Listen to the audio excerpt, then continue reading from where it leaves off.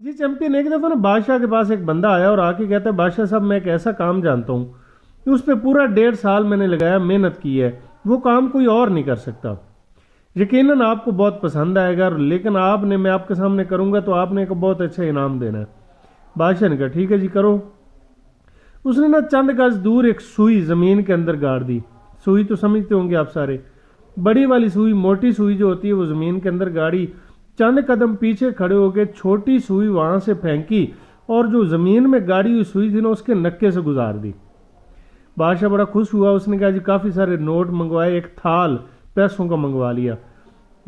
اور کہا اس کو دے دو۔ وہ جانے لگا، بادشاہ نے کہا 1 منٹ رکو۔ بادشاہ نے اپنے وزیروں سے کہا ایک جوتا لے کے، اور تکڑا جوتا لے کے جو جلدی ٹوٹے نا، وہ جوتا لے کے آئے۔ وہ بندہ بڑا حیران ہو کے پوچھتا ہے بادشاہ صاحب تھال پیسوں کا تو سمجھ آتی ہے، میں نے ایک بہت اچھا کام کیا، آپ مجھے انعام دینا چاہتے ہیں، یہ جوتا کس لیے منگوا رہے ہو؟ بادشاہ نے کہا تھال اس لیے نوٹوں کا تجھے دے رہا ہوں کیونکہ یہ کام کوئی اور نہیں کر سکتا، جوتا اس لیے منگوایا کہ تجھے 100 جوتے لگوانے ہیں، اس لیے کہ 1.5 سال الو کے پٹھے تو نے کس چیز پہ ضائع کر دیے، 1.5 سال اس چیز پہ لگا رہے، فضول ٹائم ضائع کر دیا، اور اگر یہ کرتب نہ بھی ہوتا تو اس سے کیا ہونا تھا، نقصان کیا تھا، اور اگر ہو گیا تو اس کا فائدہ کیا ہے؟ بعض دفعہ ہم ایسے کام کر رہے ہوتے ہیں جن کا کوئی فائدہ نہیں ہوتا، نقصان ہوتا ہے، ہمیں وہ سوچنے کی ضرورت ہوتی ہے۔